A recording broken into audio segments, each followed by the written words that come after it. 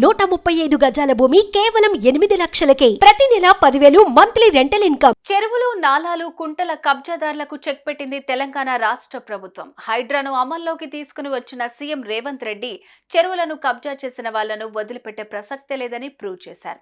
రోజుల వ్యవధిలోనే హైడ్రా పేరు తెలుగు రాష్ట్రాల్లో వినిపిస్తోంది. కబ్జాలు చేసి అక్రమ నిర్మాణాలు చేపట్టిన ప్రతి ఒక్కరికి చెక్ పెడుతున్నారు.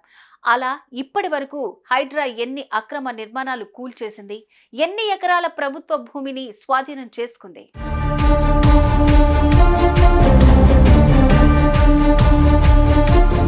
ప్రభుత్వ భూములను, చెరువులను పరిరక్షించేందుకు రంగంలోకి దిగిన హైడ్రా ఆక్రమణదారుల నుంచి ఇప్పటి వరకు 100 ఎకరాలకు పైగా స్థలాన్ని స్వాధీనం చేసుకుంది. ప్రస్తుతానికి హైదరాబాద్కే పరిమితమైన హైడ్రా కొద్ది కాలంలోనే పనితీరు చూపించింది. అక్రమార్కులకు చుక్కలు చూపించి చెమటలు పట్టించింది. గత 2 నెలలుగా చెరువులు, FTL బఫర్ జోన్లలో అక్రమ నిర్మాణాలను కూల్చివేస్తోంది. నిబంధనలకు విరుద్ధంగా ఉన్న నిర్మాణాలను ఎక్కడా ఉపేక్షించకుండా నేలమట్టం చేస్తోంది. ప్రభుత్వ భూములను స్వాధీనం చేసుకుంది.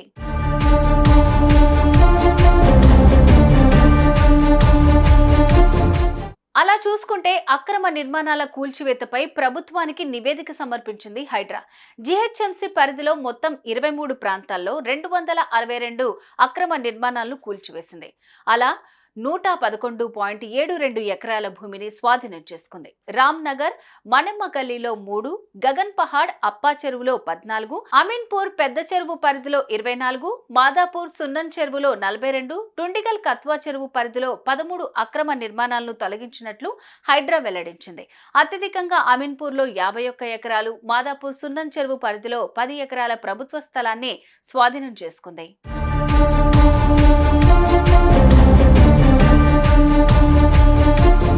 హైడ్రా గ్రాండ్ సక్సెస్ అవడంతో హైడ్రా కమిషనర్ రంగనాథ్ చేస్తున్న పని చాలా గొప్పదని ప్రజలు అంటున్నారు. దీంతో హైడ్రాకు ప్రత్యేక పోలీస్ సిబ్బందిని కేటాయిస్తూ DGP కార్యాలయం ఇప్పటికే ఉత్తర్వులు జారీ చేసింది. 15 మంది CI స్థాయి, 8 మంది SI స్థాయి పోలీసు అధికారులు ఆక్రమణల కూల్చివేత కోసం పనిచేస్తున్నారు. దీంతో హైడ్రా చర్యలు వేగవంతం కానున్నాయి.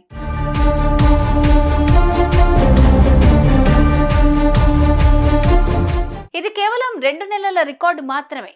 ఈ టైంలోనే 111.72 ఎకరాల భూమిని స్వాధీనం చేసుకున్నారు. ఇంకా చాలా టైం ఉంది. ఆలోపు ఏం జరుగుతుంది? ఎంత మేరకు ప్రభుత్వ భూమిని స్వాధీనం చేసుకుంటారో చూద్దాం.